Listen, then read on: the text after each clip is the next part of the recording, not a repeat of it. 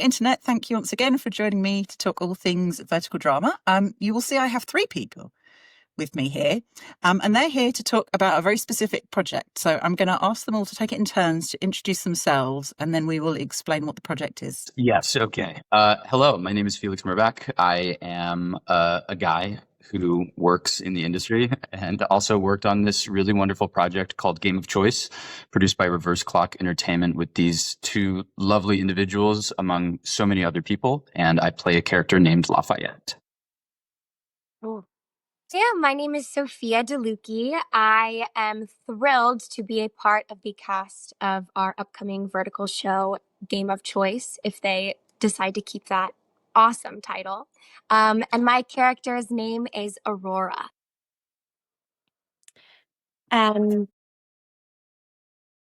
Woo! Hi, everyone. I am Elise Luthman, and I am also so honored to be a part of this amazing vertical that is so different from every vertical, and I can't wait for everyone to see it, called Game of Choice. And I play a character called Vicky. Okay, the question is, why are we talking about this vertical? Because you are all in many, many verticals that come out. So what is it about Game of Choice that has got you all excited and deciding that you want to talk to me about it before it comes out? Felix. May I go? Okay, so I think I could go on for hours, so please don't let me continue to yap. But I think to be brief about it, this is probably the single most ambitious vertical that has ever been filmed ever in the history of the universe. And I don't think that's hyperbole.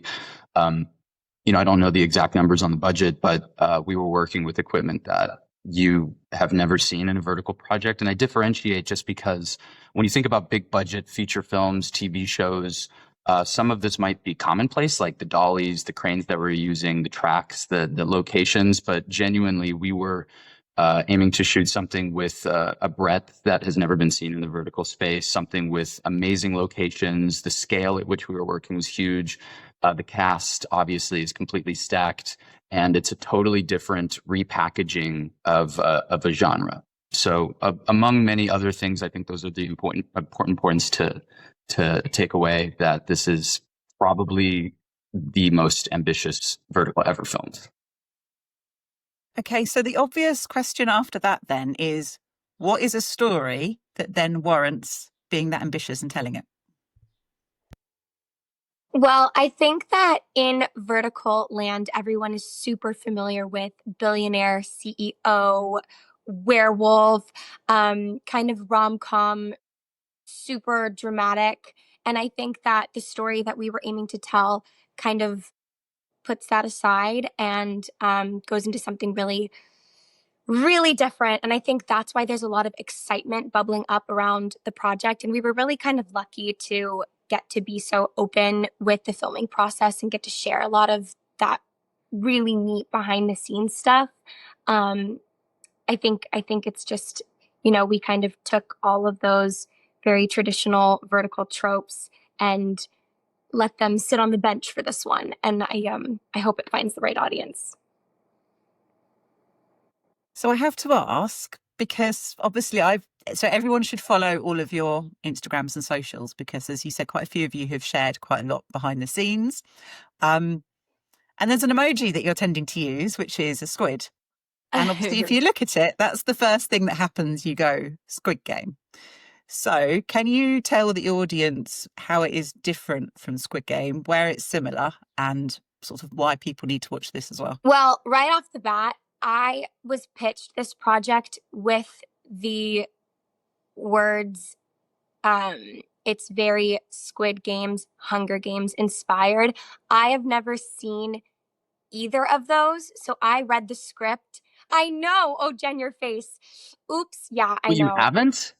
Well, I have now. Okay, all right. Because I remember you talking on set about you watching these things. Yes, I had to do my proper research. But so when I first read the script, I mean, my jaw was on the floor. And I was like, I don't know about this. And then I watched episode 1 of Squid Games, and I very soon realized the inspiration in the world they were creating. But I think the main difference, correct me if I'm wrong, you guys, I think the main difference is the stakes are different, like what they're playing for is different than what the contestants in Squid Games. Kind of. I agree, and I think it does. Because it's Hunger Games, Squid Games, and a little bit of Saw mixed in there, so it has parts of everything, and it's like you're going away with kind of this underlying reason of what do we really all care about at the end of the day, and I think that's what really comes through and shines this one to be different. Yeah, and if I could just piggyback off of that, this has been explained to me by a number of people higher up in the food chain at different companies, different clients, that a lot of times you take what you believe is a genre-bending project, and rather than seeing it as doing a completely different genre, they're looking to sometimes even repackage a similar structure. In the vertical short form, you have a very specific beat structure, episode layouts, cliffhangers. And so right off the bat, with the traditional horizontal project, you have the advantage of long form, like longer developing storylines. Whereas with this, you not only have that, but you have these really intense beats that you haven't seen before in vertical dramas that are played out in every single episode. And so I was literally just about to say that the movie Saw plays a bit of a role in the inspiration behind this, but really with anything, you look at something as groundbreaking as Squid Games, and that influences a longer line of movies, television shows, spin-offs, and then things that are basically inspired off of those things. I think this is like a really concise, congealed mixture of a bunch of stuff that's not exactly like Squid Game, certainly inspired by it, but offers a completely different angle to it.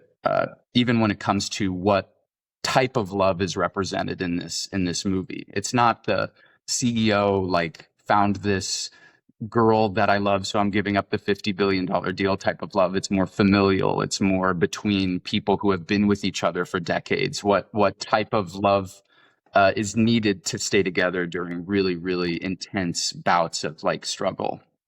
So I think that's what makes it different. Well said.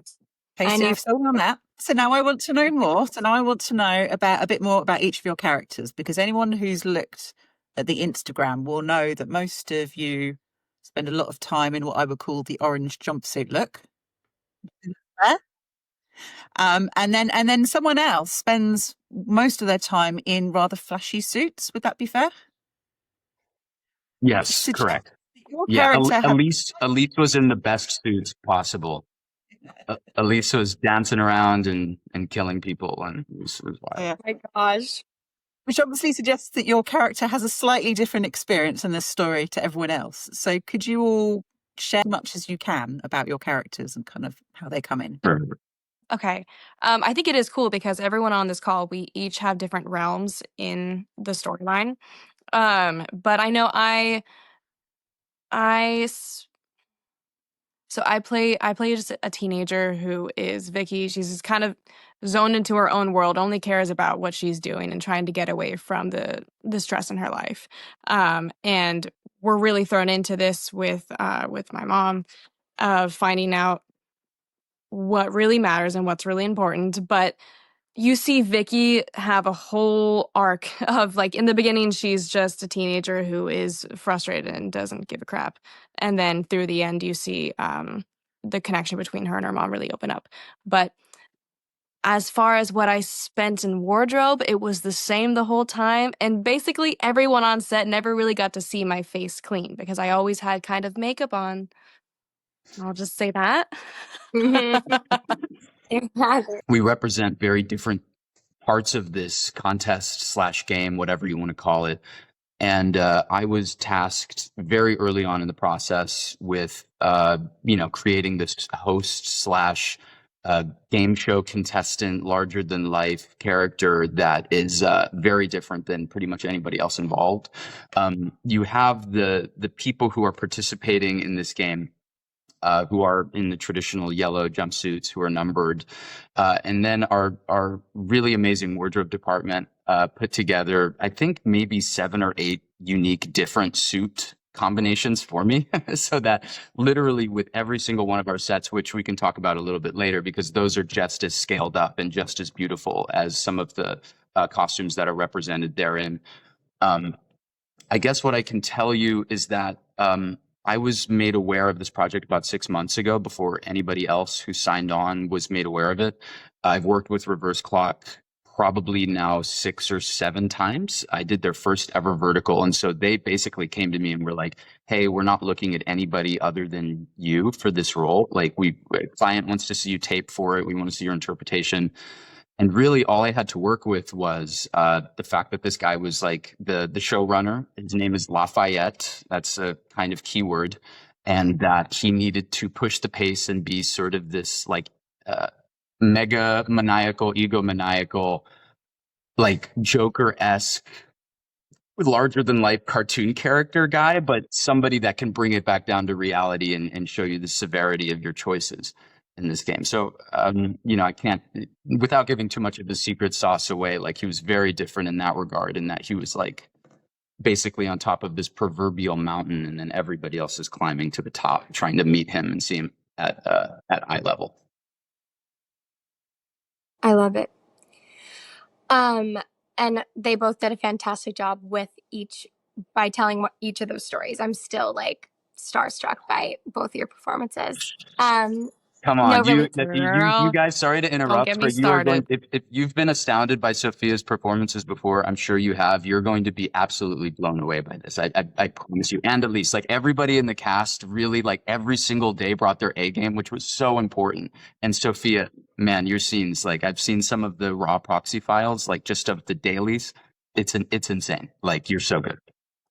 Thank you. I did not have 6 months. I had, I think, a day and a half. Yeah. So I understood that I needed to get very familiar with this character very quickly. And I had such a joy doing so. This was very out of my comfort zone. It's unlike anything I've ever done before. I was definitely intimidated. And I just feel so lucky that I had the cast and creatives we all understood that this was something very, very cool. But back to my character. Her name is Aurora, and she gets stuck in this game, in this contest, whatever you want to call it. That is why I was wearing the contestant jumpsuit for 14 days. And she is very sweet and timid and mild. I won't go too much into her relations to others in the game. I want to keep that a surprise. But ultimately, I had a great time with her because her morals are challenged time and time again. And you kind of see how that beats her down and builds her up and affects her opinions on love and loyalty and trust. And you kind of get to see her become a really interesting, independent woman when she may have thought she already was one. So she's a good one. I love her. I can't wait for everyone to meet her. Things is really interesting is obviously I'm going to come on to it next and, about the production and the visuals and the stunts. But actually you're all talking very passionately about your characters and that actually the story in each individual character has a full arc, which we know is not always available in verticals. So presumably taking out everything else, even just the fact that you got a fully rounded character was an attractive reason to join this project. Yeah, definitely. I agree. I got onto it a day before as well, and I was flying back into LA. I was reading the script on the plane, and I was just so invested. And it was amazing how each character was so colorful in their own unique qualities. So it's such a attractive script, like you said, Jen. And it is interesting because now we've done so many of these vertical dramas, and you view the script now through the scope of like what the quality of the script usually is. And this is no judgment against like scripts in general. I've seen some of the most beautiful scripts I've ever seen in vertical short form. I've seen some really bad ones. I mean, you get that in any side of the business. But since it's very genre specific, and since the structure, like I said, is very similar, it's hard not to like go into reading a vertical script without some form of expectation about how it's going to go.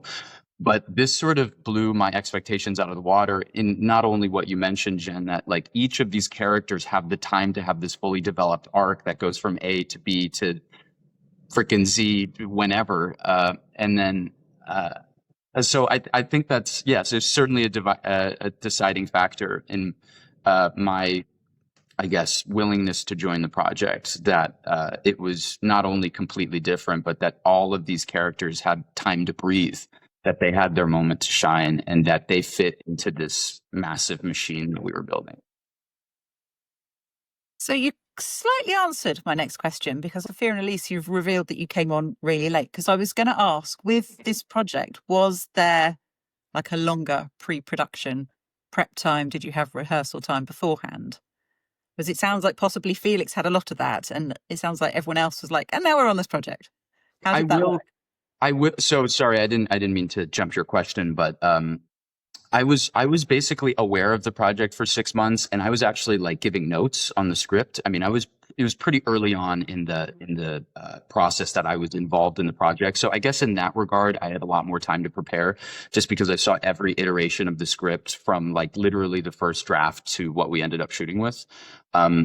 All credit to Sean, our associate director slash AD, who I think, he was second AD on our project and associate director. He basically wrote a lot of the script and implemented so many of the notes that we were giving him as like a collective into the finalized script.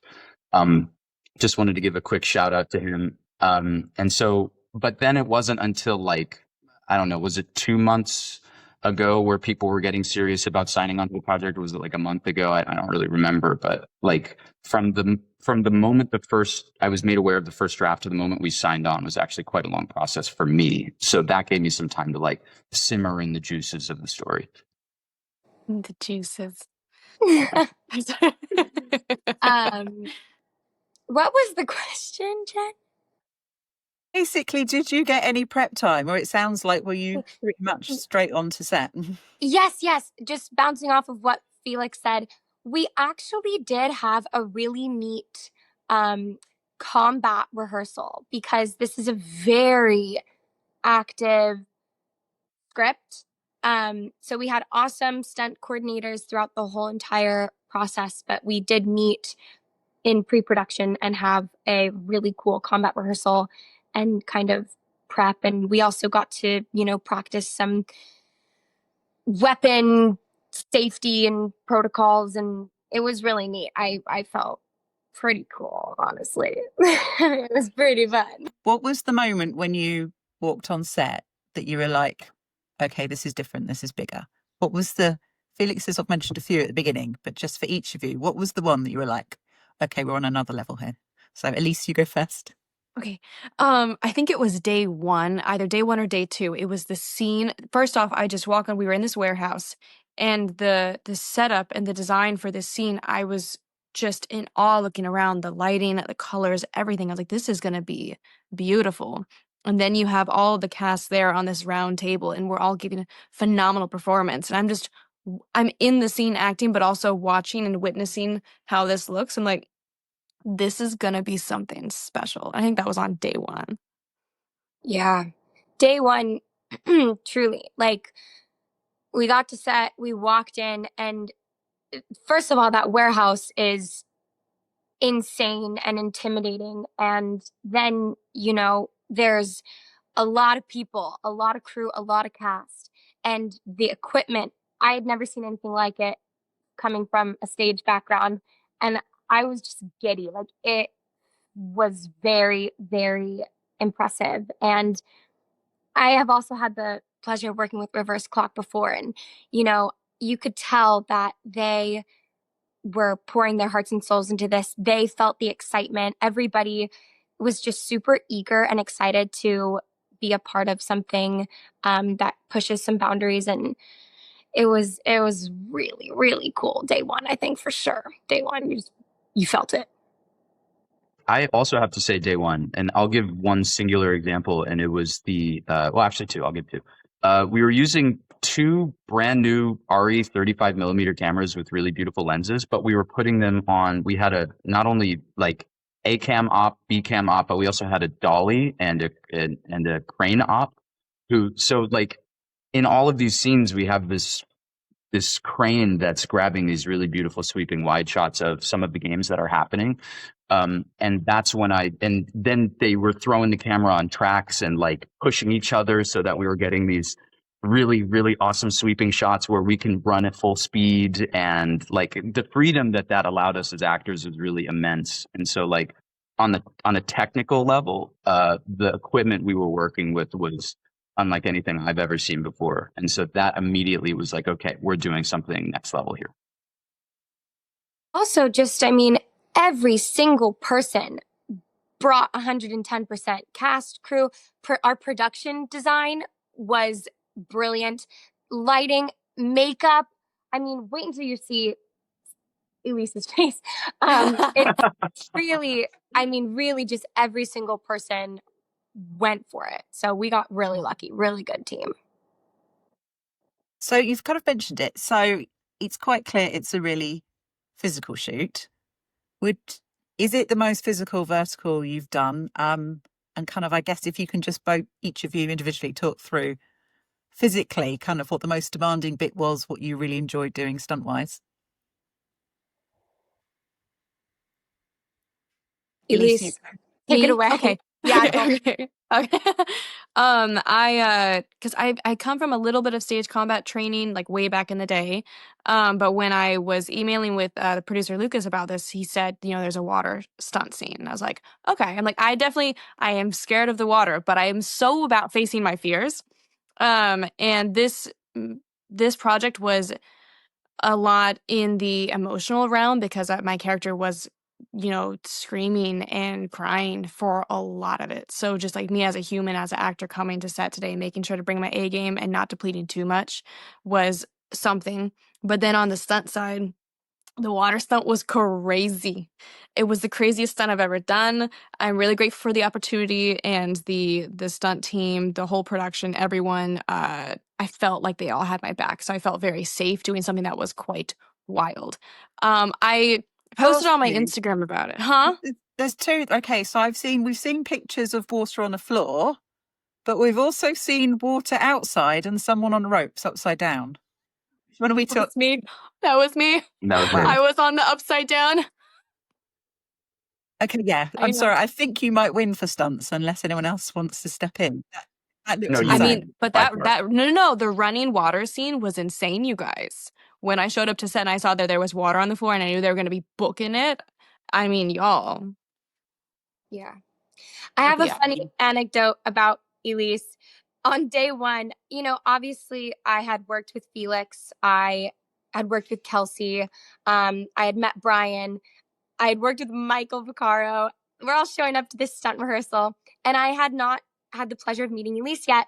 And she walks in, and a few of us thought that she was the stunt coordinator. And it just makes me giggle because at the end of the day, she did end up having like the heaviest stunts. So it made me giggle that, oh God, you did amazing, Elise. Like that water stunt. Wait until you guys see it. Oh my God. Yeah, it's not to give too much away and certainly not to tell your own story, but I mean, Elise is literally suspended from her feet above a tank of water and with a rope, basically being like that's the great equalizer of whether or not she's going to be dunked into the water or if she stays afloat. It's a really intense scene, and we grabbed it on so many different angles, and you were so game because you did it like several times. And that's I mean, you're going to see that in the free episodes. That's going to be within the first like 10 minutes, first 5 minutes, something like that. So you're going to, I mean, right off the bat, viewers are going to be met with the most intense stunt ever performed in a vertical, I think. Safest with all the guidelines you could ever imagine. Like it was super safe. Everybody was like, Here, I think this is, and she seems fairly happy. We're all here. Yeah, I'm good, I promise. I was smiling right after. That was really helpful, actually, just reminding people that, it's not that you just did it once, but obviously because of the cameras, you did it multiple times. I just think people need to remember that when they watch that. You did that multiple times. So, Sophia, what about you? Well, I dropped out of stage combat in college. So when I read this and I saw a lot of the fighting, I was like, oh God, here we go. But I do have a dance background, which I think was extremely helpful and useful. Kind of like Elise mentioned, the most exhausting and draining thing for me was just the emotions. I mean, you're literally showing up and you're living in life or death stakes for 12 hours a day, every day, which is exhausting. But a lot of the stunts, I ended up having a really good time. I actually really enjoyed it. And I think my craziest stunt is probably on the water on the floor. So everybody can keep their eye out for that moment. Aurora has a fight, maybe. You'll see. I don't want to give anything away. I don't want to give anything away. Right. Felix, your go. Did you have any stunts? Or I mainly saw dancing. I saw you dance. Yeah. So I don't have a dance background. You will see that very clearly in the final product. You will see me flailing my very kind of gangly body around to the best of my ability. So stunts are categorized very specifically. So I mean, technically, I had a lot of stunts. But none of the really super physical, draining, emotional stunts that most of the cast were doing. Like Elise, the most extreme example would be you hanging from your feet, like suspended over this body of water. Sophia, you like basically having this fight in this like shallow pool of water with this beautiful backdrop and everybody running through and trying to fend each other off. And for me, it was a lot of controlling the pace and engaging in stunts with other people that I'm not on the receiving end most of the time. Holding guns is certainly a stunt, and that was rehearsed over and over and over again to make sure everybody was nice and safe, but that it looks good for camera. And so for me, it was not necessarily about how physical the stunts were. It was about the physicality of the character, which I would say in the grand scheme of things, for certainly the vertical short forms that I've done, this is the most I've ever invested in the physicality of a character. It's quite clear that Sophia and Elise, you're part of the characters who are in this game. And Felix, you're the character that's controlling the game. Was there a bit of them and us on the set? A bit of a what? A bit of them and us. Did people go all method and like, we don't want to talk to... Oh, no. I was no. killing all the background characters. Yeah, I was like, get them out of here. What's like, funny people is... do that, don't they? They go all method and like, well, I can't associate with you because I'm in the character and they wouldn't be with those. So I don't think... Well, okay, so do you mind if I jump in? I'm so sorry. I feel like I've been hogging the discussion. I just, like, Robert Pattinson had a great quote, and he's just like, why is it that the only people who go method do it for characters that are assholes? Yeah. It's like, who's going... Gosh, that's... You know what I mean? And so, like, there's some truth to that. And I think that, there's, again, for lack of a better phrase, there's so many ways to skin a cat. There's so many different processes going on, which a lot of like times that's a very individual process that's left to the person. Sometimes it is a collaborative thing where you have to put your heads together to make sure that the ensemble is shining through rather than just the individual performance. For me personally, like, it's funny, like, if I was going method, I feel like that would have completely derailed the morale of the set. Just because like this is a pretty gnarly character. And like if there wasn't that type of levity that you bring off stage, like this sort of like ability to not only push the pace of the filming forward, but like off screen, like keep the morale high, I think that was really important. So at least for me, there was no like must stay in character 24/7 type of deal, I read this script and I was intimidated by some of its content. It's very violent, it's very gruesome, it's gross, it's disturbing, and it's uncomfortable.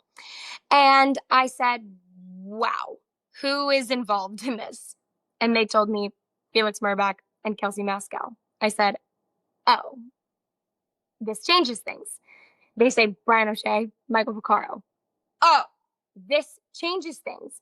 What a beautiful group of talented professional people to tell this story with, and I think it was a really important thing for us all to be very positive and bring good energy and take really good care of each other, because we knew that the material we were dealing with was very heavy. So, as soon as they called cut, it's like we're checking in, and we all, got to go filming in Joshua Tree, and we had a big dinner. And it's like this cast, we all became so connected because I think we really kind of knew that we were going to have to hold each other's hands a little bit to do this.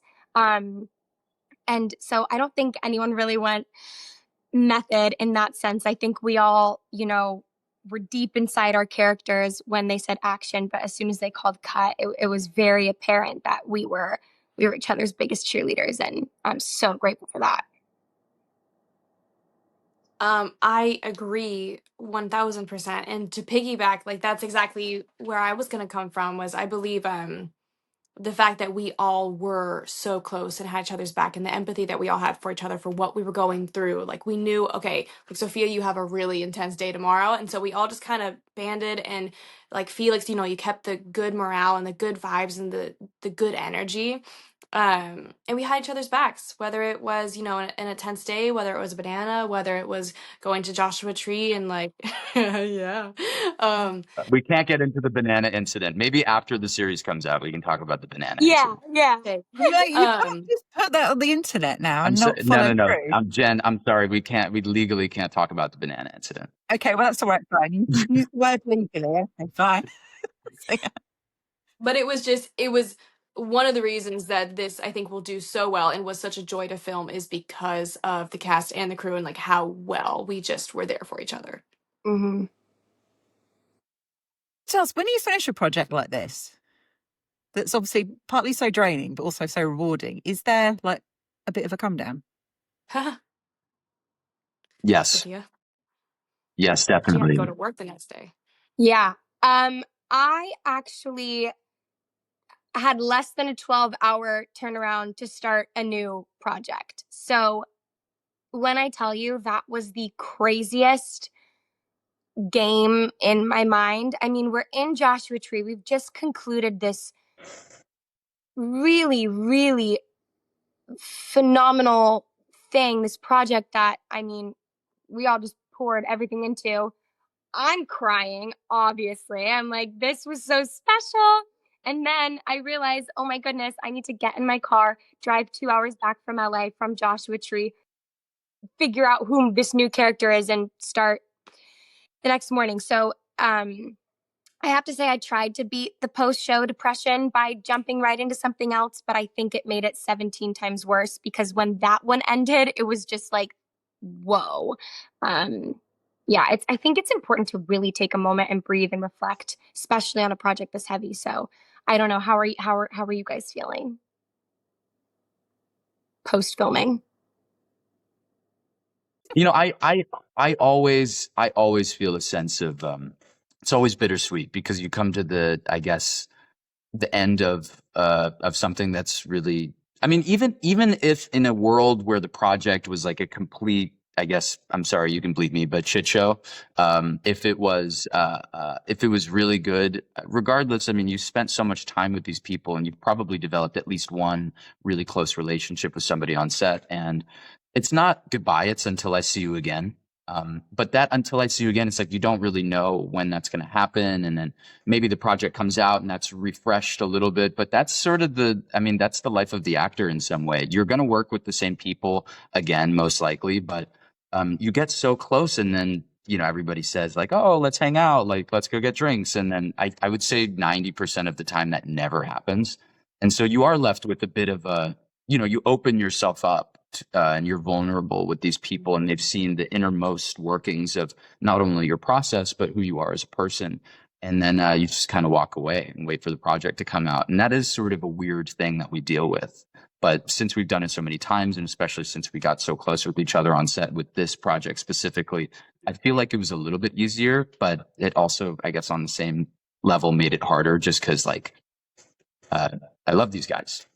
Every single one of you that chipped in everything, like I love you guys for that. Man. You're okay? Because I can do another question if that's a bit much. Yeah. It was the question was, how do you cope afterwards, right after you wrap? Well, in a similar way to what you both are saying, because I come from a theater background, and so I know when a theater production ends, it's like you're losing your heart because you get so close with these people. And I am the same way. I just like, you build a family, and to what you said, Felix, like the psychology of it, you're so vulnerable with each other, and you really share a bond. But I feel like we kind of had our little cast wrap party in the Joshua Tree house. Like Felix and I, we weren't working that day. And so while everyone else was on set, we were cooking dinner and making it so they came home to like a bunch of food. And then we just had a good time and ate under the stars. And it was, and we just all got to share how grateful we were for the opportunity. And that was kind of like our little, this is not goodbye, it'll see you later, but just we are all aware of the magic it is. We love each other. Let's see where this goes. But definitely, I think every actor has tools and tips and tricks for when you do end a project, how to kind of fill back up your cup, because we have to have that in this profession. Yeah. So calendar-wise, when did you wrap shooting for this? The 24th of June. Yes. Okay. Do you have an idea of when it will be out on our phones to watch? I'm not sure. Same. Yeah, not really sure. I don't know. But we do know that say it's what app it's going to be on? Is that something we can say? Yeah, it's going to be on Tallflix. I don't have like expertise in what they offer. I think it might be subscription model, tokens, coins, like all of that. I think they offer that. I would hope that the post process matches the same level of intensity that we filmed with, the same level of care. I mean, we shot this over the course of 2 weeks, like 14 principal filming days, which I don't think I've ever seen that on a vertical. And so that's a lot of material to sift through. And then it's certainly a lot of, so you've seen turnarounds of verticals as quick as a month.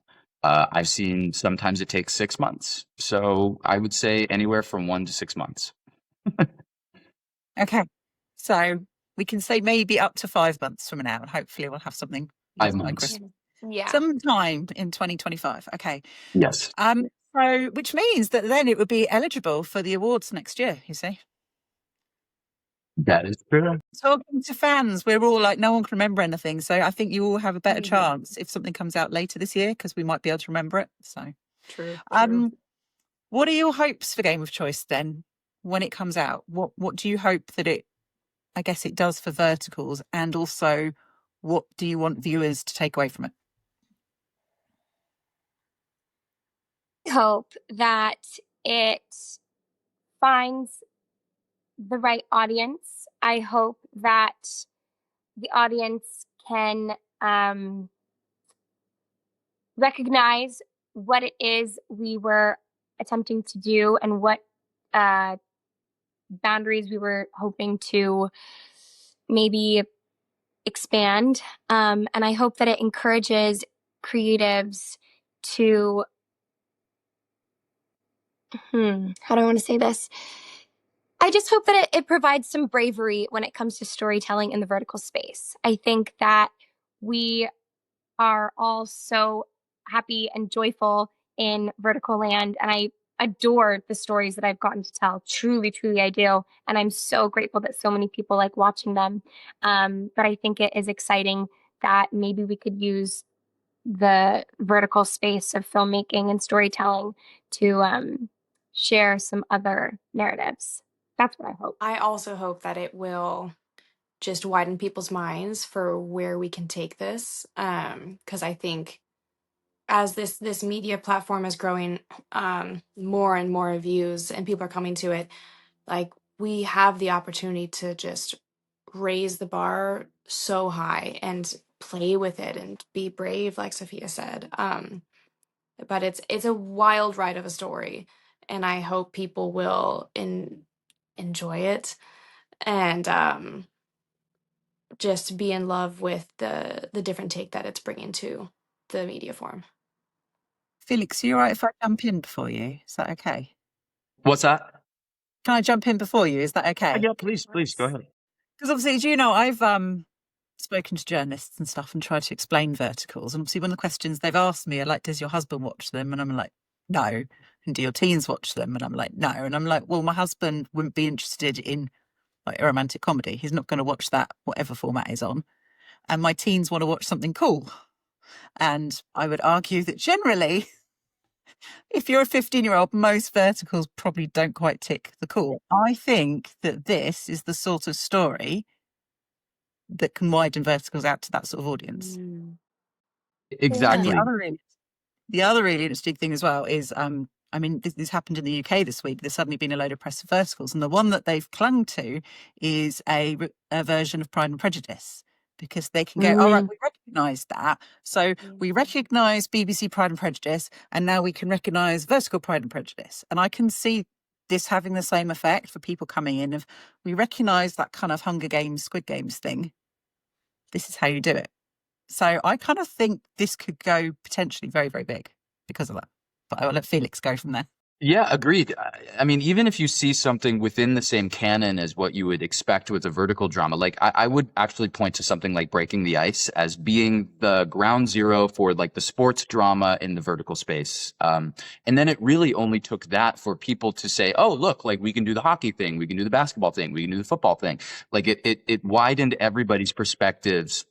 And open their minds to, I guess, different genres, if you want to put it that way. And so with this, not only is it a different, like I said, repackaging of the beat structure, but it's also like, it's a completely different take on, it's like, if you have so many couples in this, like Ken and Aurora, you've got Vicky and Eve. Both different types of couples. You've got husband and wife, and then you've got mother and daughter. It's almost like you've taken the traditional vertical storyline, and it's like, what happens in 100 years when, it's just like after, like you take a universe of Breaking the Ice or something when people meet, but then it's like later in an almost dystopian society where these people are put through a struggle that has never been seen before in their relationship. It's really, so it's a different type of love. So the people who are going to the vertical drama for love, it's like you're seeing that same type of love, but it's like so much more intense. It's a lot more about the struggle, about what you need to maintain these relationships. Through hardship and through trials, literally. So I hope people are entertained.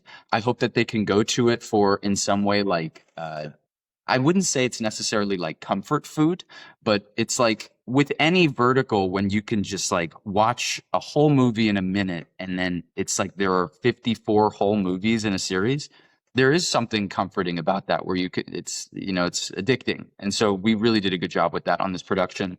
And I, again, would like to hope that this just does well selfishly, like that it provides everybody a platform who is involved with the project to continue like pushing the envelope with what is possible with the form. I feel like I should have a more like empowering end question, but it's a really nerdy question.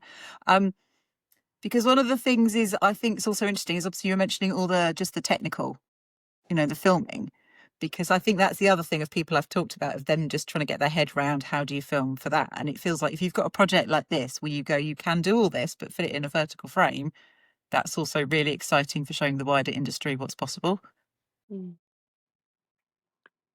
That's really nerdy, isn't it? No. It's a great question, because I've talked to a lot of filmmakers who are struggling to grasp the frame, the 9x16. We certainly we get everything and more in beautiful wide shots. We get our wonderful close-ups. We have all of the coverage we would need that you would traditionally want in a horizontal film. But that again, like the secret is the sort of in the sauce. So we can't speak too much about that, but it's entirely possible. Very cinematic, very theatrical, something that rivals a lot of these big budget horror / thriller / action films that you see on TV, on film. It's all possible. Right, I thought of a more empowering question to end with than just like a nerdy tech question. Okay, Yeah. Can you summon up your feelings about this vertical and it coming out in like 1 or 2 words? There we are. That's a bit more for the end.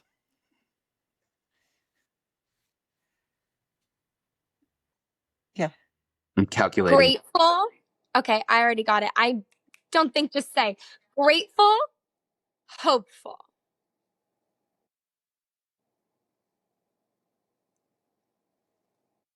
I hope I can that's literally it. hear Elise's brain whirling. I can hear Yeah, it. I just like I'm trying to think of something like clever to say, something that'd be like, ooh, like what does that mean? But I think really like I would also say hopeful.